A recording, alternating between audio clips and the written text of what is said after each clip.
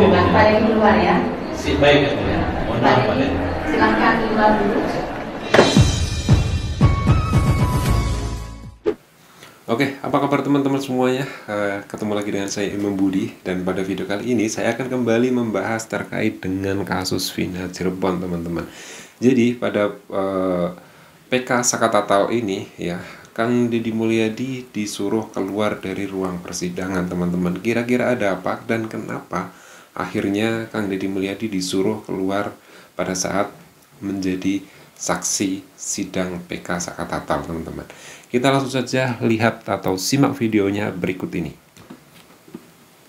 Yang mulia Pak Deddy Mulyadi, harapan kami Pak, karena ini kan Bapak yang menemukan konstruksi cerita rekayasa ini, dan tidak sempurna kami kalau tidak dihadirkan Deddy. Kita harap Bapak bisa Deddy, karena sebenarnya tanpa kehadiran Bapak juga, Bapak adalah pejuang Jawa Barat yang peduli dengan hak asasi manusia warga Cirebon.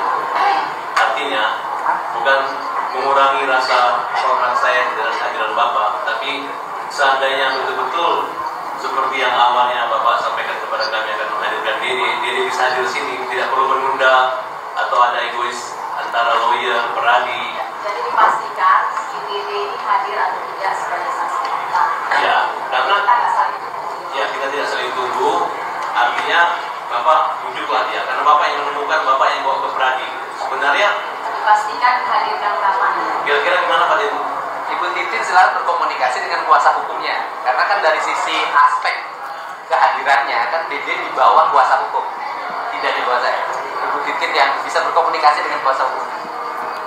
Ya sebenarnya Ibu Titin juga adalah orang yang membawa kasus ini ke peradi dan juga menjadi bagian dari pengacara Atau itu. ini aja ya, biar kita tidak lama, kemudian tidak langsung datang, dan dipastikan dulu kira-kira Deddy-nya ini bisa hadir kapan ya. Tapi jangan terlalu jauh waktunya, karena ini kan memang jadwalnya untuk saksi fakta ya. Dan Oke ya, jadi sebenarnya Kang Deddy Mulyadi ini diminta ya dari majelis hakim untuk menghadirkan Dede sebenarnya. Cuman ya karena Dede itu dia punya kuasa hukum ya, maka dia harus diizinkan oleh kuasa hukumnya untuk hadir bersama Kang Deddy Mulyadi di sini, teman-teman. Itu kita lanjut dulu. tadi dari kuasa hukum pemohon sudah mengajukan bahwa untuk saksi Pak Deddy ya, Pak Deddy mau dihadirkan bersama dengan Deddy. Jadi hari ini Pak Deddy maksudnya tidak bisa didengarkan keterangannya. Hari ini bisa, kan jarak dari tempatnya Pak Deddy ke Deddy kan paling 2 jam paling lama, jadi masih bisa di pertengahan jam 1 atau jam 4 sore. Jadi dipastikan untuk Deddy hadir hari ini. Kalau saya yakin Deddy untuk kebenaran kalian dia pasti hadir. Ya. Karena Pak Deddy Dan tujuan di nanti sini kalian adalah tanya dia hadir, kita bisa tidak hadir pun ya. baik. Ya, Tapi ya, Pak Deddy setelah Deddy diperiksa baru kita lanjutkan pemeriksaan Pak nanti Deddy. Pak Deddy di luar dulu gitu. Iya. Tidak diperiksa dulu sekarang. Iya. Mohon maaf ini Pak Deddy, perjuangan hanya memang nggak ada lagi waktu kami untuk berjuang ini. Berharap Bapak bisa menggugah hati mereka untuk datang ke sini. Kalau misalnya berani mengatakan tidak akan hadir kalau Deddy dari sini, Kami tanyakan saya lagi siap kepada berjalan. kuasa hukum pemohon untuk Pak Deddy ya. Bukan untuk Pak Deddy. Kalau yang lain kan pasti kita periksa hari ini, kita sumpah juga hari ini. Nah untuk Pak Deddy bagaimana? Apakah langsung kita sumpah langsung dari kuasa pemohon? Yang mulia, sebaiknya ditunggu dulu sampai Oh, Deddy. Pak Deddy luar ya. Si baik ya mulia. Mohon Pak maaf Pak Deddy Deddy. silahkan keluar dulu.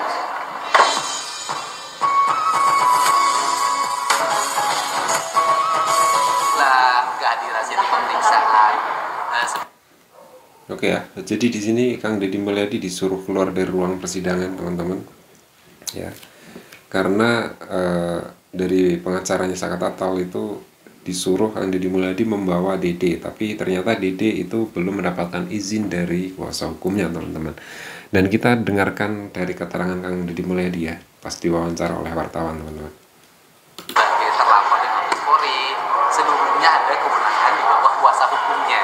Jadi kan saya tidak bisa mengajak Dede untuk menghadiri kegiatan-kegiatan yang bersifat beracara. Dan semuanya harus didampingi oleh kuasa hukumnya.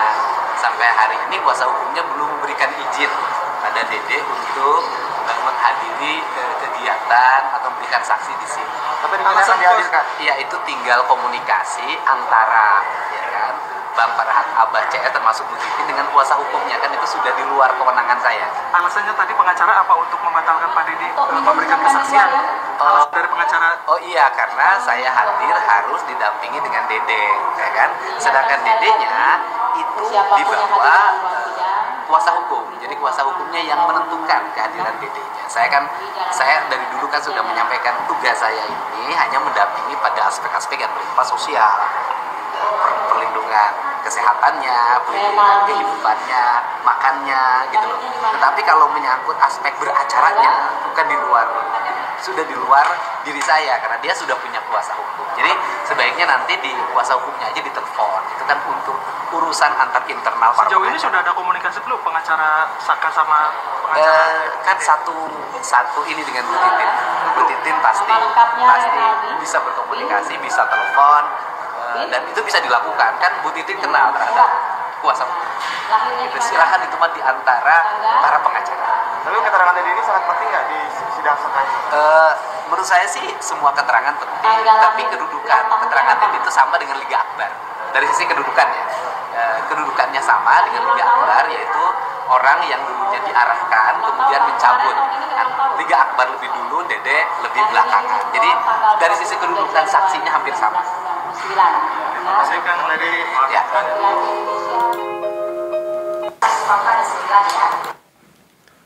Oke, itu dia ya keterangannya dari Kang Deddy Mulyadi ya, kenapa Kang Deddy Mulyadi disuruh untuk keluar dari ruang persidangan ya, karena dari pengacara Farhat Abbas menginginkan Kang Deddy Mulyadi itu mendatangkan Dede gitu. Tapi karena Dede itu belum diizinkan oleh kuasa hukumnya, maka Dede belum bisa hadir di persidangan.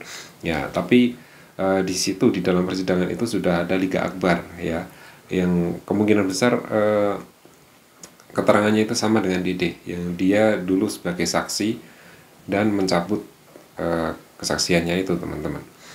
Oke ya, kita tunggu informasi berikutnya. Mudah-mudahan sidang dari PK Saka Tatal ini bisa berjalan dengan lancar ya. Ketika nanti Saka Tatal ini dalam persidangannya kemudian dia dibebaskan dari